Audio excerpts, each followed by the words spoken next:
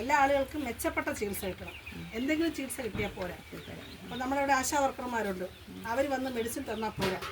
നമ്മളൊരു ഡോക്ടർ, ഒരു പഠിച്ച് പാസ്സായ ഒരു ഡോക്ടർ പരിശോധിച്ച് ആവശ്യമുള്ളത്ര നമുക്ക് മരുന്ന് തരികയും നമ്മളത് കൃത്യ അളവിൽ കഴിക്കുകയൊക്കെ ചെയ്യുന്ന ഒരു സമ്പ്രദായം വരണം.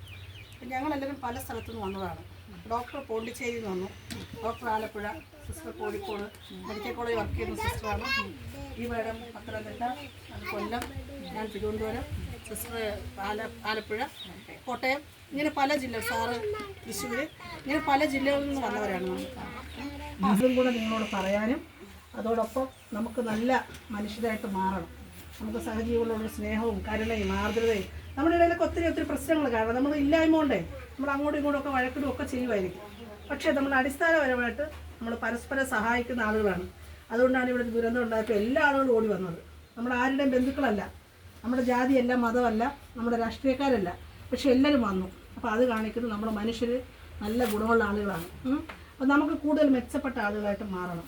അപ്പോൾ നമുക്ക് ഇതുപോലുള്ള ക്യാമ്പുകൾ സംഘടിപ്പിക്കാൻ മാത്രമല്ല, നമുക്ക് കുട്ടികളെ നല്ല ആളുകളായിട്ട് നമുക്ക് വളർത്തുക. നമ്മുടെ കുഞ്ഞുങ്ങളെ പോയി നമ്മുടെ സമൂഹത്തിൽ മദ്യവും മയക്കുമരുന്നൊക്കെ കൂടിക്കൊണ്ടിരിക്കുക. എല്ലാ ആളുകളും ഇപ്പോൾ പാൻപരാഗ് ഉപയോഗിച്ച് അതുപോലുള്ള മാരകമായ സാധനങ്ങൾ ഉപയോഗിച്ചുകൊണ്ടിരിക്കുക. അപ്പം നമ്മുടെ കുട്ടികൾ അങ്ങനെയൊന്നും പോകാതെ കുട്ടികളെ ഇതുപോലുള്ള പ്രവർത്തനങ്ങൾ നമുക്ക് കാണിക്കാൻ പറ്റണം. ഒരു ലാഭവും പ്രതീക്ഷിക്കാതെ ചെയ്യുന്ന സേവനമാണ്. ഞാൻ പറഞ്ഞ ഡോക്ടർ പോണ്ടിച്ചേരിയിൽ നിന്ന് വന്നിരിക്കുന്നതാണ്. ഡോക്ടർക്ക് നിങ്ങളെ വന്ന് നോക്കിയിട്ട് പ്രത്യേകിച്ച് ഒരു നേട്ടമില്ല. പക്ഷേ ഡോക്ടർ കഴിഞ്ഞ 4-5 ദിവസമായിട്ട് ഇതിന് വേണ്ടി അവിടെ നിന്ന് പുറപ്പെട്ട് കഴിഞ്ഞ 3 ദിവസമായിട്ട് ക്യാമ്പിലാണ്. ഡോക്ടർ ഇന്ന് മടങ്ങിപ്പോവാണ്. അപ്പോൾ നമുക്ക് ഇതുപോലുള്ള പ്രവർത്തനങ്ങൾ നമുക്ക് നടത്താൻ പറ്റണം. നമുക്ക് വലിയ വലിയ കാര്യങ്ങൾ നമുക്ക് ചെയ്യാൻ പറ്റണം. നല്ല മനുഷ്യരായിട്ട് മാറും. ഇതാണ് നമ്മൾ ഈ ക്യാമ്പ് കൊണ്ട് ഉദ്ദേശിക്കുന്നത്. ഒരു മാസക്കാലം നമ്മൾ മേപ്പാടി ടൗണിൽ നമ്മുടെ ഒരു ക്യാമ്പ് തുടരും. എല്ലാ ദിവസവും രാവിലെ 8:30 മുതൽ വൈകുന്നേരം 7 മണി വരെ അവിടെ ഉണ്ടാവും. അവിടെ ഡോക്ടർമാരുണ്ട്, എല്ലാ മരുന്നുകളുമുണ്ട്, സൗജന്യമാണ്. ഒരു മാസക്കാലം ആവശ്യമാണെങ്കിൽ അത് വീണ്ടും തുടരും.